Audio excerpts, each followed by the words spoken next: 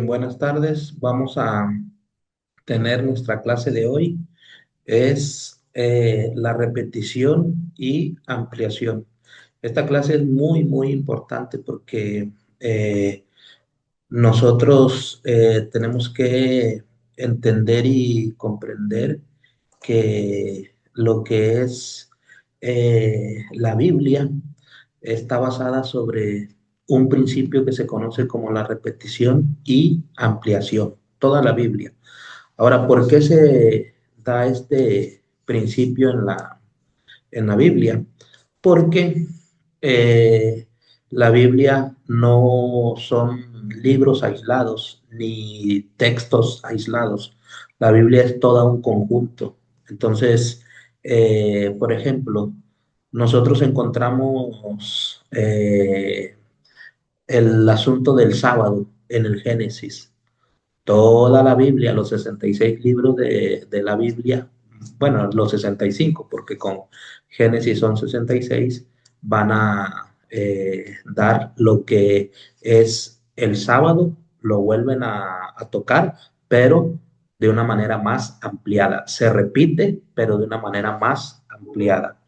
Entonces, por eso este principio es muy, muy importante que nosotros podamos saber que así está diseñada la Biblia, así la diseñó Dios.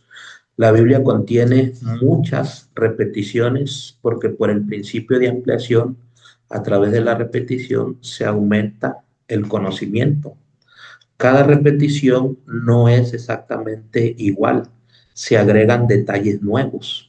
Entonces, no es de que si se repite el asunto del sábado, es lo mismo, no. En cada repetición se van agregando cosas nuevas. Por eso es la repetición, pero para ampliar el conocimiento o para agregar detalles nuevos. Entonces, al usar este principio, la Biblia muestra que sus mensajes no son separados, sino coherentes y progresivos. Por eso es que se utiliza este principio en la Biblia, repetición y ampliación. O sea, es un principio bíblico que está en la Biblia, no es de que alguien inventó ese principio y se va a enseñar.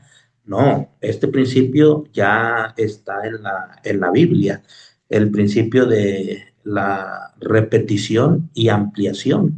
¿Por qué?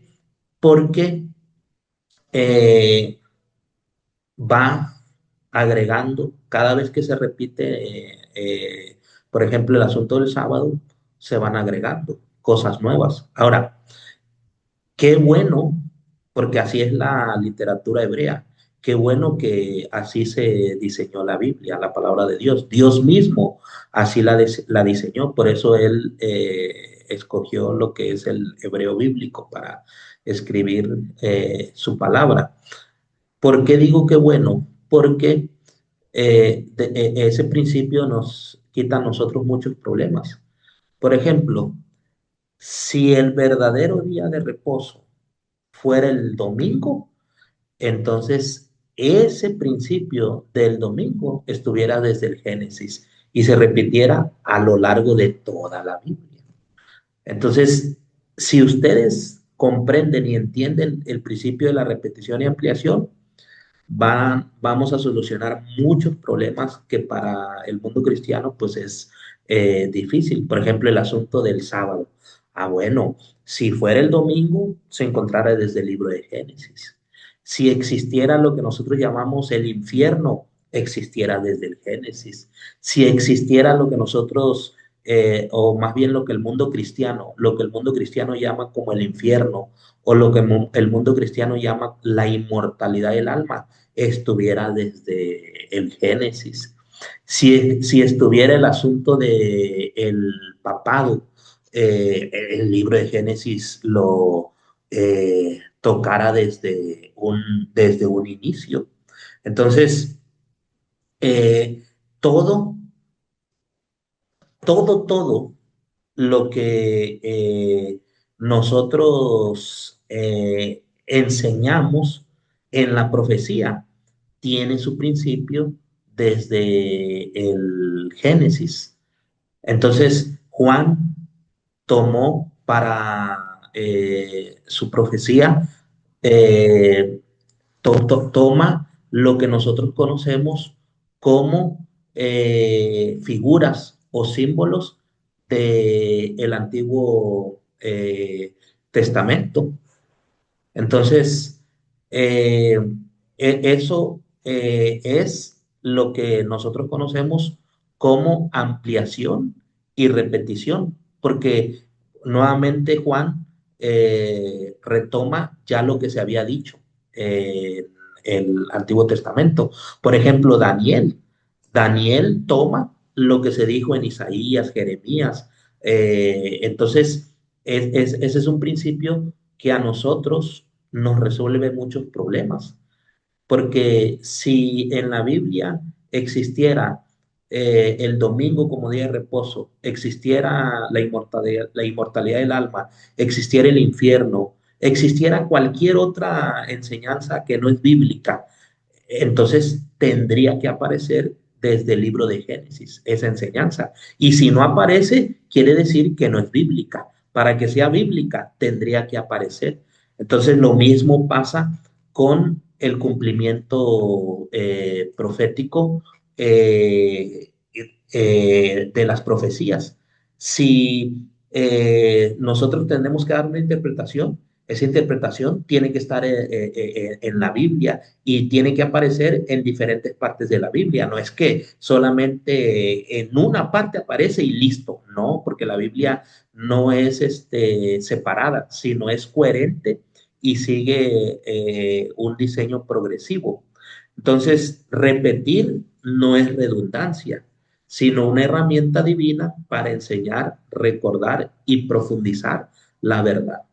Y además de eso, Dios utilizó ese método porque nuestro cerebro, en la manera que se repiten las cosas y, o sea, se repite lo mismo, pero con nueva información, nuestro cerebro capta mejor las cosas. Por ejemplo, tenemos aquí a Wilkinson. Él nació en 1833 y él murió en 1920. Él escribió este libro que se llama Nombres Personales en la Biblia, un libro buenísimo para lo que es nuestra clase de profecía que estamos viendo. Entonces, él fue un erudito teólogo protestante del siglo XIX, formado en un ámbito universitario británico, en la escuela de Cambridge, que era la mejor escuela, o es. Entonces desarrolló su labor intelectual principalmente en el campo de la teología bíblica, la espiritualidad cristiana y la literatura devocional. ¿Qué dice él acerca de el diseño con que se escribió la Biblia? Bueno, las escrituras están escritas sobre el principio de ampliación a través de la repetición, es lo que él dice. Y entonces en su libro, Nombres Personales, él dice, de acuerdo con el genio de la poesía hebrea, o sea, pues el genio de la poesía hebrea es Cristo Jesús, es el Padre, el Hijo, el Espíritu Santo. Dice, cuando palabras o frases sustancialmente de la misma importancia ocurren en dos cláusulas paralelas, la variación de la segunda con respecto a la primera consiste en su explicación o expansión o argumentación de la noción que contiene la primera. Entonces, lo que Wilkinson está diciendo es, si nosotros nos encontramos, por ejemplo, un paralelismo, ¿qué es un paralelismo? Eh, para que ustedes entiendan mejor, un paralelismo es, por ejemplo, Daniel 2 y Daniel 7. ¿Por qué se le llama paralelismo? Porque son paralelos. ¿Qué quiere decir que son paralelos? Lo mismo que está diciendo Daniel 2 lo va a decir, lo va a repetir Daniel 7, pero más ampliado. Entonces, lo que él está diciendo es que la primera consiste en una explicación, en este caso Daniel 2, pero Daniel 7, aunque repite lo mismo, ya Daniel 7 es una repetición ampliada o una expansión de lo que fue la primera parte. Es lo que él está diciendo. Por ejemplo, Daniel 7 repite, amplía, expande lo que ya se dijo en Daniel 2. Así está la profecía. No hay profecías aisladas, ni tampoco, este, como les dijera, doctrinas, creencias en la Biblia que estén aisladas, ¿no? Todas van repitiéndose, pero ampliándose. Por ejemplo, tú nunca vas a encontrar en la Biblia la ley de Dios y solamente en un solo versículo, en un solo capítulo y en un solo libro de la Biblia. No, toda la Biblia va a hablar sobre la ley de Dios. ¿Por qué? Porque así está diseñada la Biblia. No vamos a encontrar nosotros en la Biblia que estemos hablando de la salvación. Pero nada más Génesis habla de la salvación. No, toda la Biblia va a hablar de la salvación. Entonces, eso es muy importante. ¿Por qué? Porque vuelvo a repetir, si la verdad de que el domingo es el día de descanso o el día verdadero para el descanso, entonces el domingo apareciera desde el Génesis. Y no solamente apareciera desde el Génesis, se repitiera desde el Génesis hasta el Apocalipsis por el diseño o el principio de repetición y ampliación. Tenemos también a Barton, Bruce Barton. Él escribió este libro también muy bueno que se llama El hombre que nadie conoce. Eh, Él nace en 1886. Fíjense que él era un escritor publicista y pensador cristiano ahí en Estados Unidos, conocido por integrar el lenguaje empresarial y publicitario con la presentación popular de Jesús. Fue hijo de un ministro congregacionalista, lo que influyó profundamente en su formación religiosa y visión ética. Entonces, ¿qué es lo que él dijo? Miren lo que él dice en su libro, El hombre que nadie conoce, página 41. Cuando ustedes vean en un libro la poesía hebrea, se está refiriendo al hebreo bíblico. Entonces dice él, la poesía hebrea no consiste en rima ni métrica, sino en un equilibrio de pensamiento, un paralelismo. O sea, hay paralelismo. ¿Qué quiere decir paralelismo? Que si el sábado aparece en el Génesis, tiene que volver a aparecer en el resto del libro del Génesis y también en el Éxodo, pero de una manera más ampliada, porque el paralelismo para eso se da, para ampliar o expandir lo que ya se dijo. Entonces, una línea dice una cosa y la siguiente lo repite con leves y hábiles variaciones. Entonces, se repite, pero con variaciones, con nueva información. Por eso el principio es repetición y ampliación, porque al momento que se repite, se amplía lo que se está diciendo. Ahora, este principio ayuda a que nosotros no malinterpretemos la profecía bíblica. ¿Por qué? Porque, por ejemplo, si vamos a suponer que alguien nos diga, no, pues fíjate que ahorita se está cumpliendo la profecía de Daniel 11:40 al 45. Estados Unidos es el rey del norte y Venezuela es el rey del sur. Ok, vamos, como dicen los abogados, vamos a aceptar sin conceder. Ok, pero vámonos al principio de la repetición y la ampliación. El principio bíblico nos dice que en Daniel 2 aparecen todos los reinos que van a estar en el escenario profético desde los días de Daniel hasta la segunda venida de Cristo, por nombre. Ahí aparecen los reinos con nombre. Entonces, la pregunta es, si Venezuela es el rey del sur, el rey del norte es Dicen Estados Unidos y el rey del sur es Venezuela. Ah, ok. Entonces, en Daniel 11 debe de aparecer Estados Unidos y debería aparecer en Venezuela.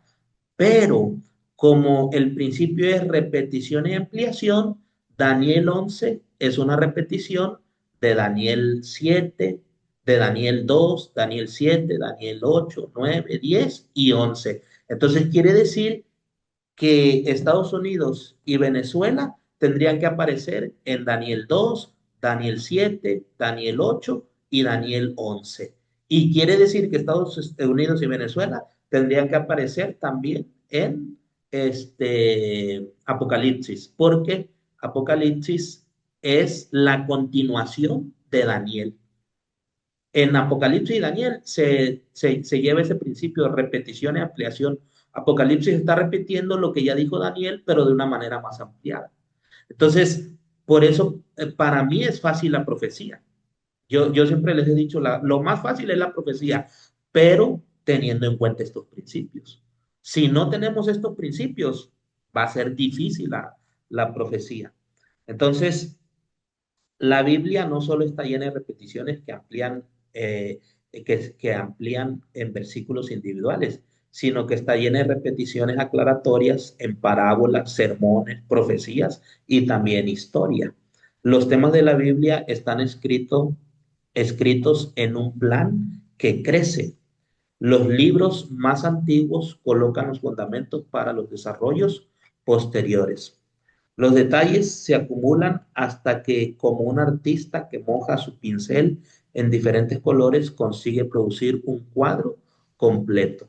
Entonces, si nosotros queremos saber si realmente Estados Unidos en Daniel 11:40 al 45 y Venezuela son el rey del norte y el rey del sur, bueno, armemos el rompecabezas, vayamos bien acumulando los detalles y entonces vámonos a Daniel 2, Daniel 7, Daniel 8, Daniel 9, 10 y el 11 nos tiene que dar como resultado que el rey del norte es Estados Unidos y el rey del sur es Venezuela. ¿Por qué? Porque aparecieron desde Daniel 2, Daniel 7, 8, 9 y 10. Y si no aparecen, quiere decir que no son. Nosotros no podemos dar una interpretación aislada.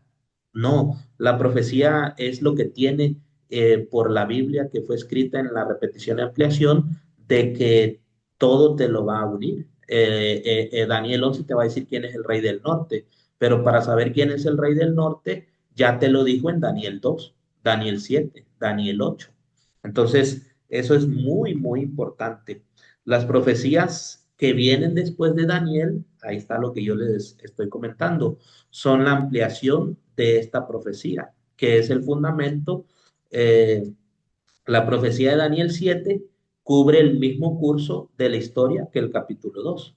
Por ejemplo, el fundamento para toda la profecía de Daniel es Daniel 2. Si nosotros malinterpretamos eh, fíjense, esto así es, aunque no lo creamos, pero con un símbolo que nosotros malinterpretemos, vamos a malinterpretar todo el resto de Daniel y el resto de Apocalipsis, con un símbolo que nosotros malinterpretemos. Pero ¿por qué, profe? ¿Por qué, pastor? Por el principio de la repetición y ampliación. Lo mismo que está en Daniel 2, aparece otra vez en Daniel 7, aparece en Daniel 8, Daniel 9, 10, 11 y 12. Y vuelve a aparecer en Apocalipsis, pero de una manera más ampliada y de una manera más expansiva. Por ejemplo, eh, vamos a ver, Spencer, en Daniel 2, ¿qué reinos son los que aparecen? A ver si me lo puedes dar en orden. No importa que no me des las fechas, pero ¿qué naciones aparecen en Daniel 2 en orden? Babilonia, Ujú. Medo-Persia, Grecia, Imperio Romano, Roma dividida, Roma papal y luego Roma escatológica y el reino de Dios. Son todos los reinos que aparecen. Entonces, no aparece en Daniel 2, no aparece Estados Unidos. Daniel, en Estados Unidos aparece hasta en Apocalipsis 13. Y en Daniel 2 tampoco aparece Venezuela. En Daniel 2 no aparece China, no aparece Rusia, no aparece Irak, no aparece Irán. Entonces, si no aparecen esas naciones, no tenemos por qué meterla en la profecía. ¿Por qué? Porque Daniel 2 nos está dando la base para lo que sigue en el resto del libro. Entonces, es muy importante. Ahora, eh, lo que esto se repite, o sea, Daniel 2 se repite nuevamente en las profecías de Daniel 7, 8 y nuevamente en los capítulos 10 al 12. Pero con cada repetición son añadidas verdades adicionales. Por ejemplo, en Daniel 2 aparece el hierro en los pies mezclado con barro cocido del alfarero. Entonces, ese símbolo del hierro y del barro mezclado con barro cocido del alfarero nos está diciendo Daniel 2 que es lo que nosotros conocemos como la unión del Estado con la Iglesia, lo que se conoce en términos teológicos como la Roma papal o el papado. Es lo que nos está diciendo Daniel 2, pero Daniel 7 nos vuelve a repetir lo mismo, pero de manera más expansiva y de manera también diferente. ¿Por qué? Porque en Daniel 7 ya no va a aparecer el hierro mezclado con barro cocido del alfarero. ¿Qué símbolo va a aparecer en Daniel 7, Spencer, para la Roma papal? En Daniel 7, ¿qué símbolo aparece?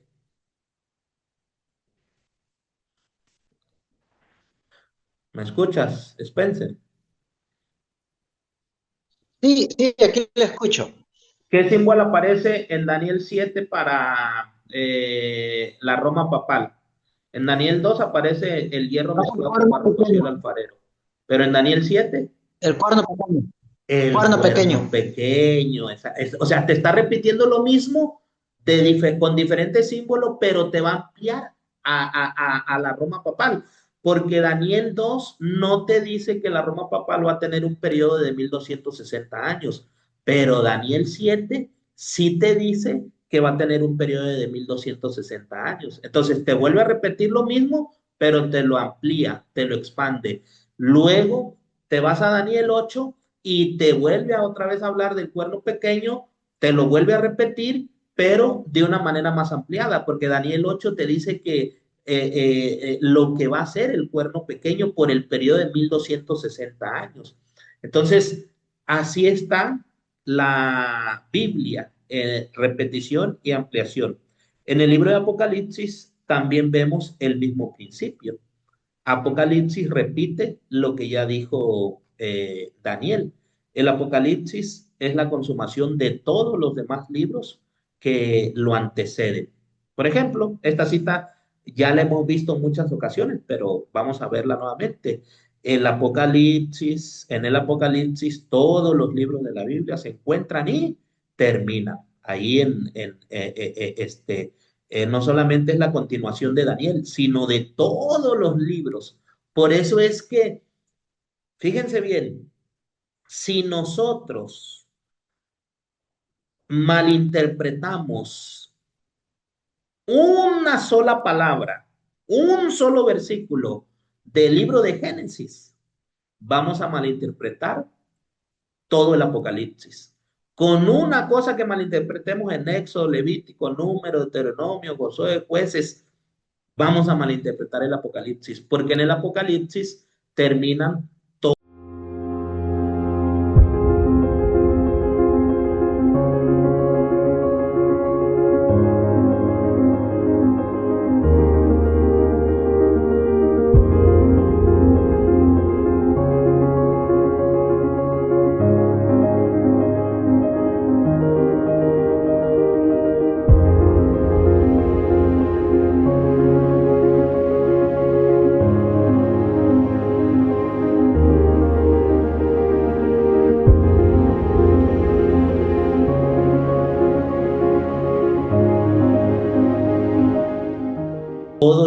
libros de la Biblia se encuentran, y especialmente Daniel. Entonces Juan repite el pasado para profetizar el futuro. El pasado es repetido, pero es ampliado. Los escritores del Nuevo Testamento pasan por la historia del pasado, constituyéndolo en relación al presente y al futuro. Todos los escritores del Nuevo Testamento pasan por la historia del pasado en los libros del Antiguo Testamento. ¿Por qué? Porque ellos van a repetir todo lo que se dijo en el Antiguo Testamento, pero ampliar el mensaje. Por ejemplo, tenemos nosotros la liberación final de el pueblo de Israel en Egipto. Eso nosotros lo encontramos en el libro de Éxodo, la liberación. ¿Sí o no, Spencer? Ahí aparece que Israel fue liberado en el libro de Éxodo. Pero la pregunta es, ¿y dónde aparece que Israel iba a estar, que iba a ser liberado y pues que iba a ser esclavo? Entonces, miren lo que dice Elena G. de White en La Verdad Presente. La liberación de Israel de Egipto y la división del Mar Rojo es el ánimo del pueblo de Dios en los últimos días del Evangelio, cuando la salvación del Señor ha salido. En español, lo que Elena G. White está diciendo es, eso que pasó con la liberación de Israel, de Egipto y el cruce del Mar Rojo, se va a volver a repetir, pero de una manera más ampliada, ya no con el Israel literal, sino con el Israel espiritual de los últimos días. Ahora, fíjense bien que en este principio de repetición y ampliación, cuando nosotros utilizamos lo literal y lo llevamos a lo simbólico, porque así la Biblia nos lo presenta, el cumplimiento literal, ya dijimos que fue geográficamente universal, pero en la repetición, el cumplimiento simbólico va a ser geográficamente universal. Lo mismo, Dios libera a su pueblo, pero de manera universal, hablando del Israel espiritual o el Israel simbólico. Entonces, ese principio está en la Biblia. La liberación de los hijos de Israel en el Mar Rojo es un tipo de liberación de la iglesia final de la historia humana. La travesía del Mar Rojo también es un tipo del bautismo y del juicio final, donde los que siguen a Dios serán protegidos y los impíos serán derrotados. Entonces, el cruce del Mar Rojo no solamente es la liberación del pueblo de Dios y está solamente presentando eso, no, está presentando el asunto del bautismo. Entonces, decimos nosotros, el bautismo nosotros lo encontramos en el Nuevo Testamento. No, ya desde el Antiguo Testamento estaba dando la Biblia indicios del bautismo. Uno, aquí por lo que dice 1 Corintios 10, 1 al 2. Ahí ustedes lo leen y Pablo se está refiriendo al cruce del Mar Rojo como el bautismo. Y también en el libro de Primera de Reyes, creo, si no me equivoco, Primera de Reyes o Segunda, capítulo 5 o 4, donde habla sobre la historia de Naamán, que lo mandaron a sumergirse 7 veces en el agua. Entonces, ya te está presentando ahí el asunto del bautismo, pero lo va a ampliar, lo repite en el Nuevo Testamento, pero de manera más ampliada. Entonces, así es la Biblia. Así como Israel fue liberado del poder de Egipto a través del Mar Rojo, la iglesia será liberada del pecado y el poder de Satanás al final de los tiempos, entrando a la libertad eterna prometida por Dios. Entonces, la pregunta es, ¿cómo probar cuando un mensaje es verdadero? Y cómo saber que estamos dando una buena interpretación a la Biblia, a las profecías. Bueno, los mensajes que emanan de Dios son construidos en el pasado. Si alguien dice, es que aquí hay una verdad que nadie la había visto, ok, está bien. Nadie la había visto porque tal vez no la hemos estudiado. Pero a ver, preséntame esa verdad o preséntame esa interpretación. Número uno, esa interpretación y esa verdad tiene que aparecer en el Antiguo Testamento y el Nuevo Testamento la tiene que repetir y ampliar muchas veces. Esto así es. La Biblia así está diseñada. Se nos dice que debemos escuchar esta prueba profética. Un movimiento que surja hoy tiene que mirar hacia el pasado en busca de apoyo. Los profetas del pasado tienen que haber predicho su surgimiento. La gran pregunta que siempre sucede en la iglesia adventista con los miembros es, ¿y Elena G. de Guay es profetisa verdadera? Claro que sí. ¿Cómo sé que Elena G. de Guay es una profetisa verdadera? Porque al leer sus escritos me doy cuenta que ella está no diciendo nada nuevo está diciendo.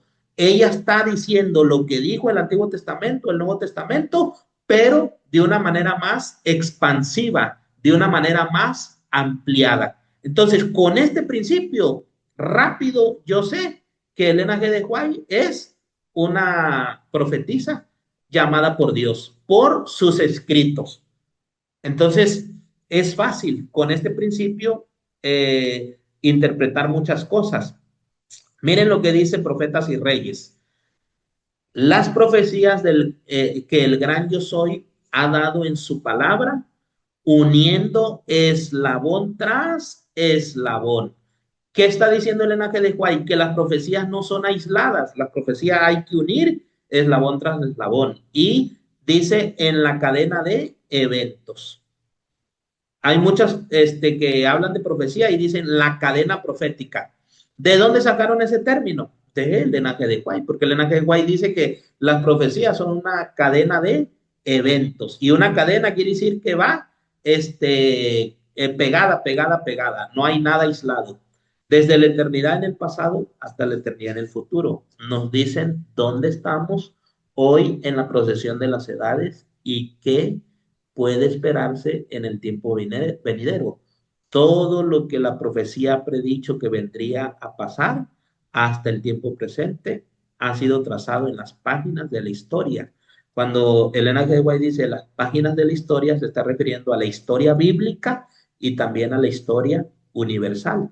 Y podemos estar seguros que todo lo que aún está por venir se cumplirá en su orden. O sea, este principio también de la repetición y ampliación nos lleva a un orden, porque la repetición y ampliación se va dando de manera ordenada. Por ejemplo, Daniel 2 empieza con Babilonia. Ah, bueno, Daniel 7 empieza de manera ordenada. Daniel 7, en Daniel 2, la cabeza de oro es Babilonia. En Daniel 7, la primera bestia que sale del mar, que es un león, es Babilonia. Entonces, en la repetición y ampliación se sigue un orden.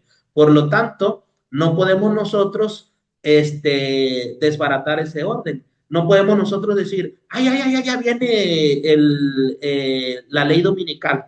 Bueno, la ley dominical existe desde cuándo. Lo que nosotros estamos esperando en el orden profético es decreto de ley dominical.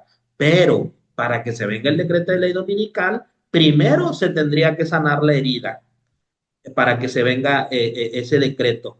Y luego también tendría que suceder lo que se llama el fuerte pregón. Entonces, hay un orden, no podemos nosotros estarnos adelantando. Y la profecía te está diciendo que el decreto de ley dominical va a ser en ese orden, que se sane la herida, pero la profecía te está diciendo ordenadamente que ese decreto no se va a dar en cualquier parte del mundo, se va a dar específicamente en los Estados Unidos. Entonces, cuando uno dice, no, es que ya hay un decreto de ley dominical allá en Chile, en Argentina, en Brasil. Ah, bueno, está bien, pero eso no tiene nada que ver con la profecía, porque la profecía me está diciendo a mí que se sigue un orden y que se va a dar ese decreto en los Estados Unidos y de ahí se va a expandir a todas las demás naciones o países. Entonces, vamos a ver lo que es el éxodo en Egipto. Miren lo que dice Génesis 15:13. ¿De dónde nosotros hoy en día lo sabemos? Pero el éxodo en Egipto no aparece por primera vez en Éxodo, ¿no? Desde Génesis, desde el tiempo de Abraham, Miren lo que Dios le dijo a Abraham. Y dijo a Abraham, Bayomer le Abraham, y dijo a Abraham, debes saber ciertamente que extranjero será tu descendencia en una tierra que no es suya, y serán esclavos, y serán oprimidos. Ve y nu otam, serán oprimidos. ¿Cuántos? Arba meot shana, 400 años. Chana es año. Entonces, la pregunta es, bueno, ahorita les voy a hacer una pregunta. Vamos a Génesis 15:13 también, pero en la Septuaginta. Miren, acá dice, esclavos es esta palabra, be, abadum, para esclavos, pero acá es la palabra dulos, ¿ok? Dulosontai, pero viene de dulos, que es esclavo o siervo. Entonces dice también la Septuaginta 400 años. Aquí está hecatontases 400 años. Y aquí dice que serán oprimidos. Aquí, be inu otam, oprimidos. Pero acá utiliza en la Septuaginta el griego katapa te tesontai, afligidos. Pero noten ustedes, 400 años, 400 años. Ahora, la pregunta es, eh, ¿Israel fue oprimido 400 años o 430 años? ¿Qué dices, Spencer? A ver, ¿400 o 430 años?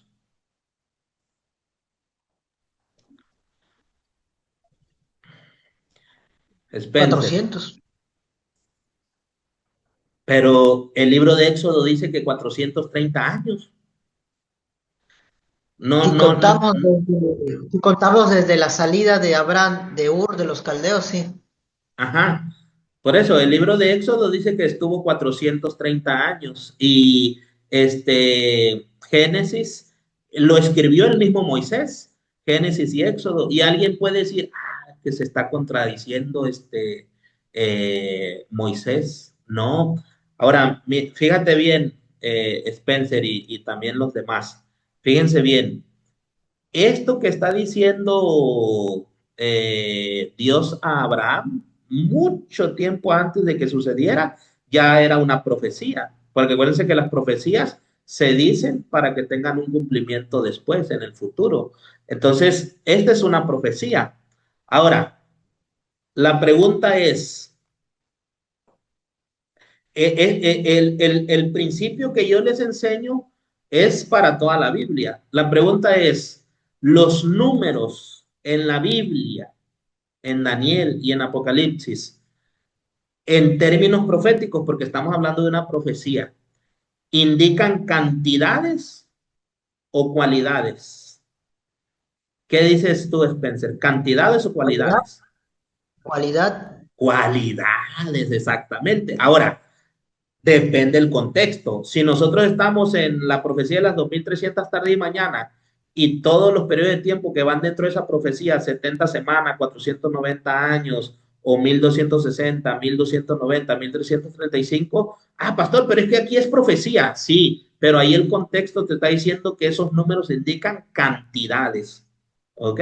Entonces, son 1260 años, son 2300 años, pero generalmente en profecía los números indican cantidades. Ahora, ¿qué indica el número 400 en la Biblia? Porque muchos pueden decir, Moisés está contradiciendo que Génesis dice 400 y Éxodo 430. Bueno, Elías camina 40 días y 40 noches.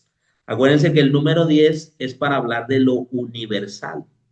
Él lo hace hacia el Oreb.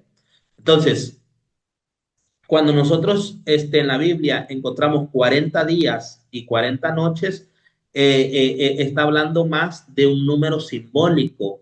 40 por 10, 400, como número simbólico de prueba prolongada. El número 40 es un número para simbólico en profecía o en la Biblia para hablar de una prueba por la que se va a pasar. Por ejemplo, Jesús, 40 días y noches en el desierto. El diluvio, 40 días. Entonces, lo que está diciendo el número 40 es que es una prueba prolongada por la que va a pasar el pueblo de Dios. Entonces, de ahí sale el número 440 por 10. Es como, por ejemplo, 144. Ah, pues 12 por 12, 144. O 24 ancianos, 12 más 12, 24. Entonces, los números están indicando cualidades. El número 40 para una prueba prolongada y el número 10 quiere decir universal. Entonces, el 40 representa prueba o purificación, los 40 días del diluvio, los 40 años en el desierto, porque fueron más de 40. Entonces, multiplicado por 10 enfatiza plena duración de la prueba o preparación. Entonces, eso es lo que está diciendo cuando se le dice a Abraham 400 años. No es que le está hablando literalmente, ellos van a pasar 400 años, no. Le está diciendo que van a pasar por un largo periodo de prueba y ese largo periodo de prueba de esclavitud, pues, duró más de 400 años. Entonces, a menudo es un número aproximado o simbólico, no un conteo exacto de años. Ejemplo, los 400 años de Génesis 15:13 pueden resumir la opresión de Israel, mientras que el texto histórico en Éxodo detalla 430 años. Entonces, el número 400 en la Biblia se usa casi siempre como símbolo de la prueba prolongada, preparación o plenitud de un ciclo, especialmente en contextos donde Dios está preparando a su pueblo para cumplir sus promesas. Entonces, no hay contradicción en Génesis ni en Éxodo, porque el 400 es un número que indica una cualidad, prueba por la que iba a pasar el pueblo de Israel. Y ahí tenemos Génesis 15:13, se refiere aproximadamente, porque es simbólico, a la duración de la opresión en Egipto, centrado en el tiempo de sufrimiento antes del Éxodo. 430 años en Éxodo 12, 40 y 41 incluye todo el periodo desde la llegada de los patriarcas de Egipto o Canaán hasta el Éxodo. Entonces considera también los años en que Israel estaba en tierra no propia, pero no oprimido todavía. Entonces, por eso es que el Éxodo habla de 430 años y Génesis de 400, pero ese número indica una cualidad, el número 400, que es prueba prolongada. Entonces, Génesis 15:13, duración profética de la opresión, 400 años en términos proféticos. Y Éxodo 12:40, duración histórica total desde la promesa hasta la salida, que fueron 430 años. Entonces, miren lo que dice Patriarcas y Profetas, hablando de los 430, de los 400 años. Dice, ese día completó la historia revelada a Abraham en visión profética, siglos antes. Y ya lo que dice Génesis 15, 13 y 14, tu descendencia será extranjera en tierra que no es suya y servirá allí y la afligirá 400 años. También juzgaré a la nación a la que servirán y después saldrán con gran riqueza. Los 400 años se cumplieron y aconteció que el mismo día que el Señor sacó a los hijos de Israel de la tierra de Egipto con sus ejércitos. Entonces, fíjense bien, alguien puede decir, ah, Elena G. de White también se está equivocando y eso que fue profeta porque ella está diciendo que duraron 400 años, no 430 años. La pregunta es, ¿y por qué Elena G. de White está mencionando 400 años aquí? Porque ella se está refiriendo a Génesis 15, 13 y 14. Si ella estuviera hablando de Éxodo, donde dice 430 años, pues ella mencionara los 430 años. Pero como se está refiriendo a Génesis, entonces ella dice que este, es un periodo de profético, estos 400 años, aquí en visión profética, ¿ok? Entonces, por eso es que menciona los 400 años. Entonces, el éxodo de Egipto de los hijos de Israel estuvo basado en una profecía que se dio antes, con Abraham. Dios le recordó a Moisés esta profecía cuando le colocó las responsabilidades de liderazgo. Y Moisés también le recordó a los israelitas esta profecía dada por Dios a Abraham. Entonces, así es la Biblia. Sucedió el éxodo, pero ya estaba dicho desde los días de Abraham. Entonces, en Éxodo, ¿qué se hace? Génesis lo menciona con Abraham. En Éxodo sucede el éxodo, perdón, se habla también de la esclavitud de los 430 años, pero de una manera más ampliada. Se vuelve a repetir, pero de una manera más expansiva. Por ejemplo, el retorno de los judíos, también eso ya estaba profetizado en Profetas y Reyes. Más de un siglo antes del nacimiento de Ciro, la inspiración lo había mencionado por nombre y había dejado registrado lo que iba a hacer y en preparar el camino para libertar a los hijos del cautiverio. A través de Isaías había sido expresado, así dice Jehová a su ungido, Ciro, cuyo diestra he tomado, y asimismo dijo, él edificará mi ciudad y soltará mis cautivos. Después de los 70 años, los que leyeron la profecía y los que seguían el principio de repetición y ampliación, porque ese principio de repetición y ampliación se da también en el Antiguo Testamento. Los que estaban en el cautiverio, ya, repetición y ampliación. Isaías ya lo había mencionado, que iba a venir Ciro, lo había mencionado antes de que Ciro naciera, lo había mencionado Jeremías, después de 70 años, se acordaron, listo, este es el momento que vamos a ser liberados nosotros. Entonces, eso es lo bonito de la Biblia, que Dios no anda inventando interpretaciones proféticas, no. Cuando el pueblo de Israel vio que Ciro llegó, el pueblo de Israel rápido supo. ¿Por qué? Porque ya lo había dicho la palabra de Dios. El retorno de los judíos de su cautiverio babilónico estuvo basado en predicciones definidas, dadas tiempo antes. Jeremías anuncia que Judá permanecería 70 años en Babilonia y después de ese tiempo Dios traería juicio sobre Babilonia y permitiría el retorno del pueblo. Bajo el decreto de Ciro el Grande, los judíos regresaron a Jerusalén y pudieron construir el templo y la ciudad cumpliendo la profecía exacta, porque era una profecía. Entonces, tenemos a Ciro, rey de Persia. ¿Qué dice Profetas y Reyes?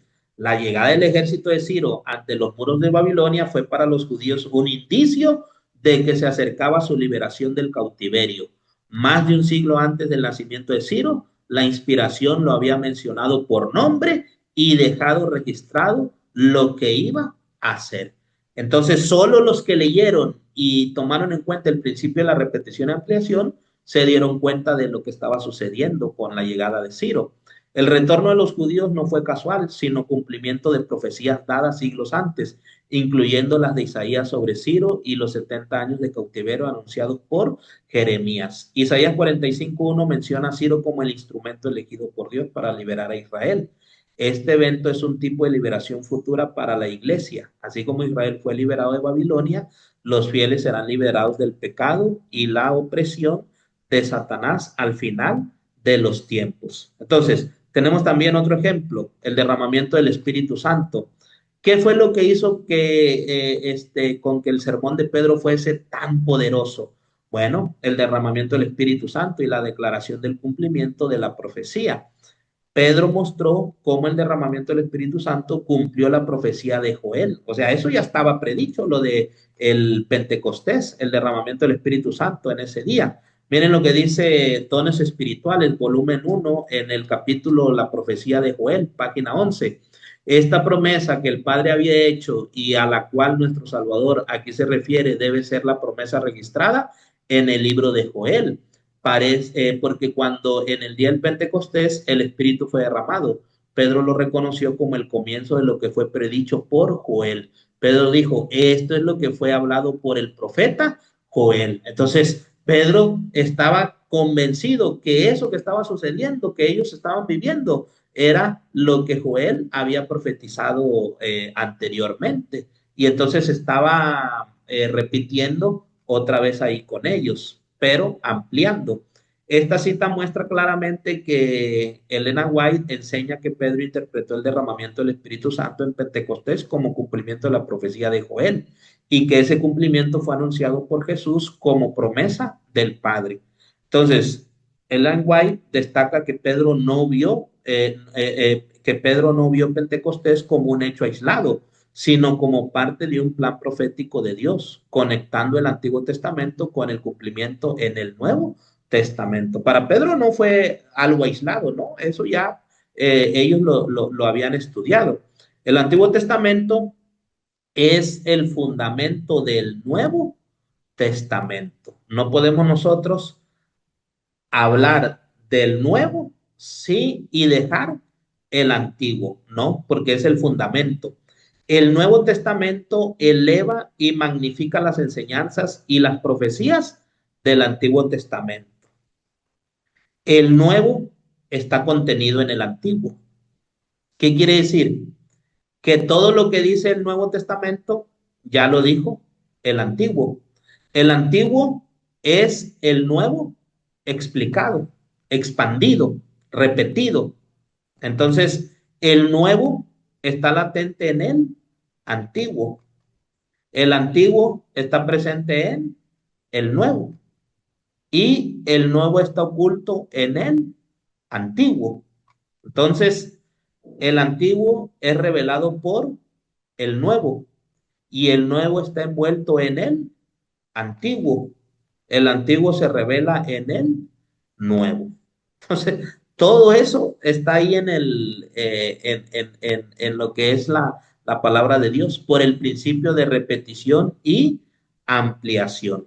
Entonces, a veces surgen doctrinas y profecías extrañas que parecen apoyarse en pasajes aislados, interpretados sin tener en cuenta su contexto. Entonces, no hay ninguna profecía, ninguna doctrina que nosotros podamos decir, es que esto es así porque así dice la Biblia. El domingo es el día verdadero porque así lo establece la Biblia. ¿Dónde? Si el domingo fuera el día verdadero, entonces se hubiera mencionado desde el libro de Génesis y se mencionara durante todos los 65 libros de la Biblia. Entonces, este principio, la verdad que a mí en lo personal me ayuda mucho. Por ejemplo, muchos están ahí en discusión, no, pero es que Pedro y los apóstoles, como que se fue estamos otra vez ya ahí como que se fue la grabación, ¿verdad? ¿Sí me escuchas, Spencer? Sí, Ah, me salí, ¿verdad? Como que me sacó, este, me sacó aquí estamos ya. ¿Quién sabe por qué me sacaría? Bueno, entonces, lo que estábamos diciendo es que, eh, a ver, permítame tantito. Ahí está. Lo que estábamos diciendo es que no hay doctrinas o enseñanzas bíblicas que estén aisladas, ¿no? Todas tienen un seguimiento, una repetición.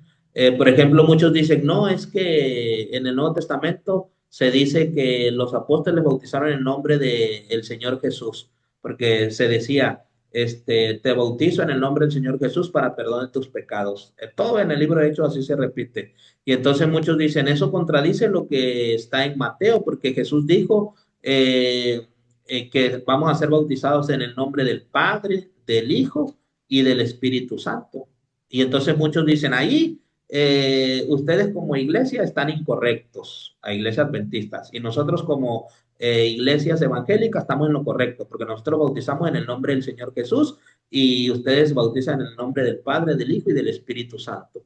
Entonces, no hay ninguna contradicción cuando nosotros vemos el principio de repetición y ampliación. Primero, la Biblia no dice que hay que bautizar en los nombres, no, dice en el nombre del Padre, del Hijo y del Espíritu Santo. Y en el Nuevo Testamento, cuando dice que hay que bautizarse en el nombre del Señor Jesús, no hay ninguna contradicción, porque lo que Jesús dijo en el antiguo, en Mateo 28, es que el nombre el bautismo es incluir a la deidad, al Padre, al Hijo y al Espíritu Santo. Pero cuando tú haces algo en el nombre del Espíritu Santo, estás incluyendo al Padre y al Hijo en el pensamiento hebreo bíblico. Cuando tú haces algo en el nombre de el Hijo, incluyes al Padre y al Espíritu Santo. Cuando haces algo solo en el nombre del Padre, incluyes al Hijo y al Espíritu Santo. Entonces no hay ninguna contradicción en lo que decían los apóstoles. Te bautizo en el nombre del Señor Jesús. La pregunta puede surgir ahora, pastor. Entonces, si alguien en la iglesia bautiza y dice, como dijeron los apóstoles, te bautizo en el nombre del Señor Jesús, en lugar de bautizarlo en el nombre del Padre, el Hijo y el Espíritu Santo. La pregunta es, ¿ese bautismo es bíblico? Claro que sí, pero ¿por qué no lo hacemos nosotros? Porque la iglesia no está preparada como estaba preparada en el tiempo de los apóstoles. En el tiempo de los apóstoles, ellos tenían una muy firme convicción que lo que tú hacías en el nombre del Señor Jesús, lo hacías también en el nombre del Padre y del Espíritu Santo. O lo que hacías en el nombre del Espíritu Santo, lo hacías también en el nombre del Padre y del Hijo. Entonces, el problema es nuestra falta de madurez hoy en día. Por eso es que nosotros decimos, te bautizo en el nombre del Padre, del Hijo y del Espíritu Santo. Pero el hecho de que alguien sea bautizado y se diga, te bautizo en el nombre del Señor Jesús como se bautizó en el Nuevo Testamento, no pasa nada. No, no es de que sea una contradicción bíblica. Bueno, entonces no hay nada que se contradiga, ni profecías ni doctrinas. Sin embargo, la verdadera doctrina y profecía debe estar en armonía con el resto de las escrituras. Toda la escritura transmite la misma verdad y unidad. No hay nada que nosotros digamos que es que aquí yo encontré algo y no aparece en ninguna otra parte de la Biblia más que en esta parte, no. Tiene que aparecer en todo porque hay una unidad en lo que es la profecía y lo que son las doctrinas. Bueno, Jehová te bendiga y te proteja. Jehová haga resplandecer su rostro hacia ti y tenga gracia contigo. Gracias y Dios les bendiga.